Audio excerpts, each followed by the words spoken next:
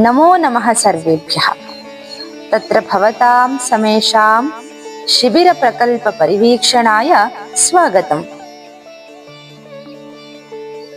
Karnataka ರಾಜ್ಯಸ್ಯ Koppal ಮಂಡಲೆ Gangavathi ನಗರೆ international Delhi public school इति प्रसिद्धशालायां ज्ञानपरम्परायाः संरक्षणार्थं छात्रेभ्यः प्रचलत् संस्कारशिबिरम्. वर्षत्रयेभ्यः शिबिरोऽयं सञ्चाल्यमानः वर्तते. पूज्यानां ज्येष्ठानां च सूक्तमार्गदर्शनेन शिबिरम् आरब्धम्. ಬ್ರಾಹ್ಮಿ ಮುಹೂರ್ತದಿಂದ ಆರಂಭಿಸಿ ರಾತ್ರಿಯ ಪರ್ಯಂತ ಉತ್ತಮ ವಾತಾವರಣದಲ್ಲಿ ಸಂಸ್ಕಾರ ಕೇಂದ್ರಿತ ಶಿಕ್ಷಣದ ಜೊತೆಗೆ ಜೀವನ ಮೌಲ್ಯವನ್ನೂ ಕಲಿಸಿಕೊಡಲಾಗುತ್ತದೆ. ದೈಹಿಕ, ಬೌದ್ಧಿಕ, ಮಾನಸಿಕ ಶಕ್ತಿಯನ್ನು ವರ್ಧಿಸುವ ಯೋಗಾಭ್ಯಾಸವು ಪ್ರತಿನಿತ್ಯದ ಆರಂಭದ ಶಿಕ್ಷಣವಾಗಿದೆ.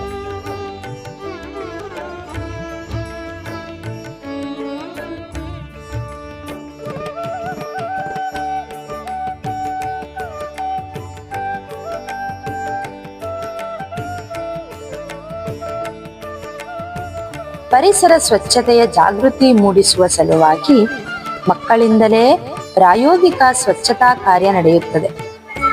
ಇದು ಮಕ್ಕಳಲ್ಲಿ ತಮ್ಮ ಕೆಲಸವನ್ನು ತಾವೇ ಮಾಡಿಕೊಳ್ಳುವ ಆಸಕ್ತಿ ಹಾಗೂ ವಿಧಾನವನ್ನು ಬೋಧಿಸುತ್ತದೆ.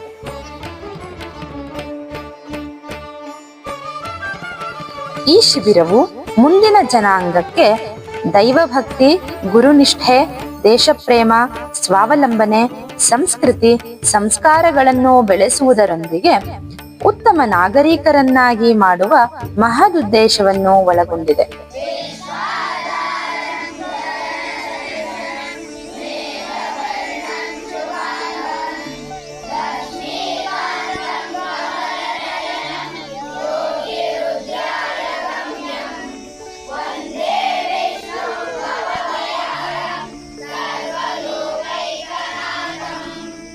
संस्कृतं नाम दैवी वाक् इति उक्तिः अस्ति.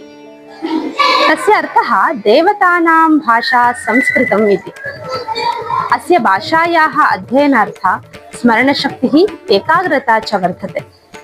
सर्वासां भाषाणां मूला इयमस्ति.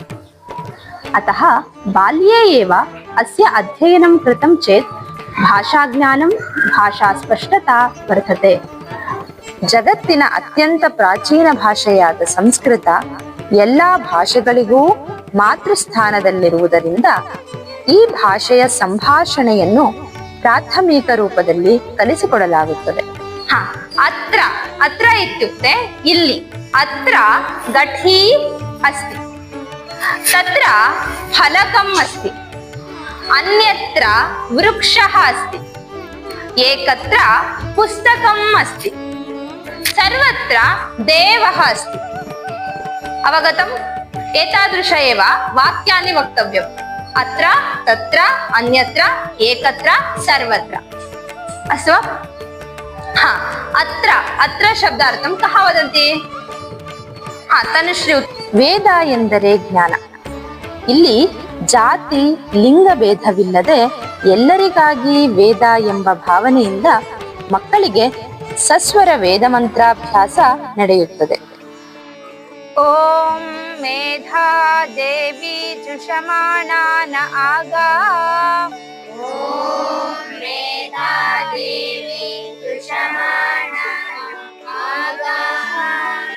ವಿಶ್ವಾಚಿ ಭದ್ರಾ ಸುಮನಸ್ಯಮಾನಾ.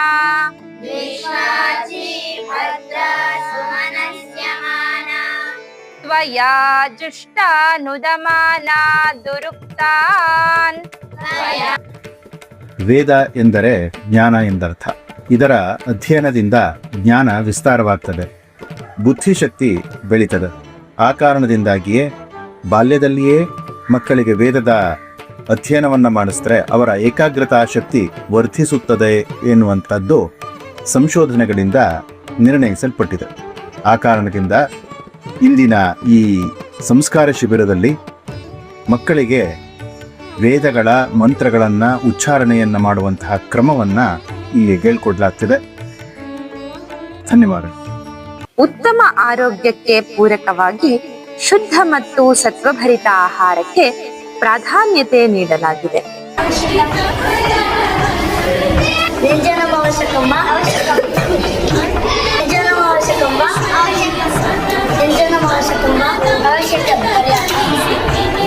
ಜ್ಯೋತಿಷ್ಯವು ವೇದಾಂಗಗಳಲ್ಲಿ ಒಂದು.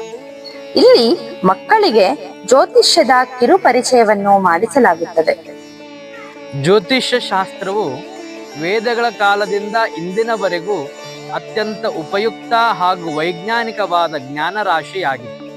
ಹಾಗಾಗಿ ಭಾರತೀಯ ಕಾಲಮಾನವನ್ನ ಇಂದಿನ ಮಕ್ಕಳಿಗೆ ಪರಿಚಯಿಸುವ ಪ್ರಯತ್ನವನ್ನ ಶಿಬಿರದಲ್ಲಿ ಮಾಡಲಾಗಿದೆ.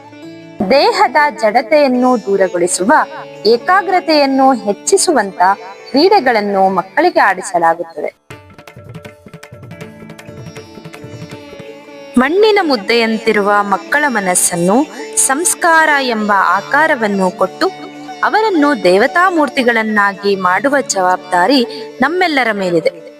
ಆದ ಕಾರಣ ನಮ್ಮ ಪ್ರಯತ್ನಕ್ಕೆ ನಿಮ್ಮ ಸಹಕಾರವಿದ್ದಲ್ಲಿ ಸುರಕ್ಷಿತ ಸಮಾಜವನ್ನು ನಿರ್ಮಾಣ ಮಾಡುವ ಕಾರ್ಯಕ್ಕೆ ವೇಗ ನೀಡಿದಂತಾಗುತ್ತದೆ. ಧನ್ಯವಾದಗಳು.